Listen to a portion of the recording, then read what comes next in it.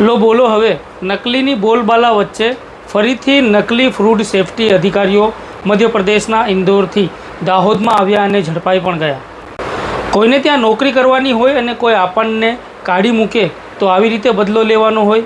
અમે ઇન્દોરથી આવેલા food safety inspector છે અને તમે નકલી ઘી બનાવો છો તેમ કહી દરોડો પાડવા માટે સાથે હથિયાર પણ લઈને 5 લોકો આવ્યા, જેમાંથી એક યુવક મધ્યપ્રદેશનો જે દાહોદના ઉસરવાન ખાતે આવેલી મહાલક્ષ્મી ઓઇલ ડેપોમાં કામ કરતો હતો અને માલિક જોડે કોઈક બનાવને લઈને નોકરી છોડી દીધી હતી. ત્યારે ગત તારીખ 15/3/2024ના રોજ આ ચારેય લોકો ઓઇલ ડેપો પર આવ્યા. ત્યાં માલિક ન હતા, કામદારો કામ કરતા હતા. આ સાહેબો અચાનક રેડ પાડવા આવ્યા ત્યારે કામદારોને કીધું કે અમે મધ્યપ્રદેશના ઇન્દોરથી ફૂડ સેફટી ઇન્સ્પેક્ટર અધિકારીઓ છે અને તમે લોકો નકલી ઘી બનાવો છો તેમ કહેતા કામદારોએ તેમના માલિકને ફોન કર્યો અને કીધું કે ફેક્ટરી પર આવો, કોઈક સાહેબો રેડ પાડવા આવ્યા છે અને કહે છે કે તમે નકલી ઘી બનાવો છો તેમ કહેતા જ ફેક્ટરીનો માલિક ત્યાં આવી પહોંચ્યો હતો અને તે રેડ પાડવા આવેલા નકલી અધિકારીઓએ કહ્યું હતું કે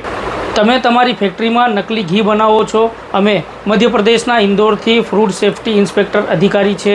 તમે જો આ લફડામાં પડવા ન માંગતા હો તો તમે 3 લાખ રૂપિયા આપી દો, અમે બધું રફે દફે કરીને ચાલ્યા જઈએ છીએ તેવું કહેતા તે ફેક્ટરીના માલિકે રેડ પાડવા આવેલા અધિકારીઓ પાસે આઈ કાર્ડની માંગણી કરતાં તેમની પાસે કશું હતું નહીં.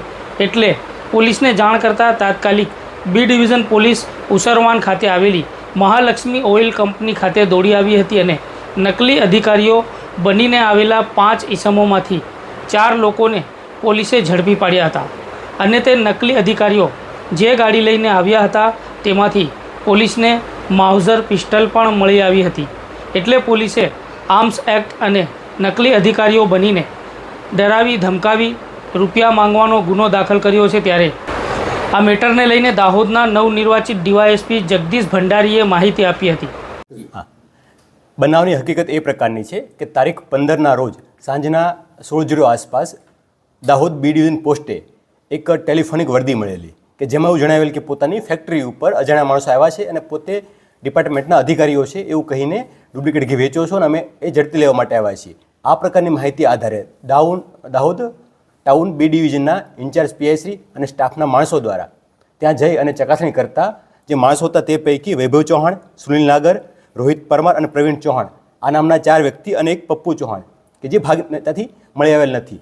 આ 4 લોકોની હસ્તગત કર્યા હતા અને એમની ઝડપી દરમિયાન તેમની ગાડીમાંથી માઉઝર પિસ્ટલ અને રાઉન્ડ પણ મળી આવ્યા છે. તો આ અન્વયે આર્મ્સ એક્ટ મુજબનો ગુનો દાખલ કરી આગળની તપાસ હાલમાં ચાલુમાં છે. તથા મહાલક્ષ્મી ઓઇલ ડેપોના નીરજ રેવાચંદ મામનાણી છે એમની ફરિયાદ ઉપરથી આ લોકો ઉપર પોતાની ખોટી ઓળખ ઊભી કરવા માટે, ગુનાહિત કાવતરું રચવા માટે અને એક્સટોર્શનની કોશિશ માટે આઈપીસીની કલમ 120B, 170, 511, 384 મુજબનો ગુનો દાખલ કર્યો છે અને બંને ગુનાની તપાસ હાલમાં ચાલુમાં છે. અને વિગતવાર તપાસ દરવા આ પ્રકારના અન્ય કોઈ બનાવ બન્યા છે કે કેમ, અન્ય શું હેતુ હતો, અન્ય કોઈ પ્લાનિંગ હતું કે કેમ, એ તમામ દિશામાં કામગીરી કરી આગળ કામગીરી કરવામાં આવશે.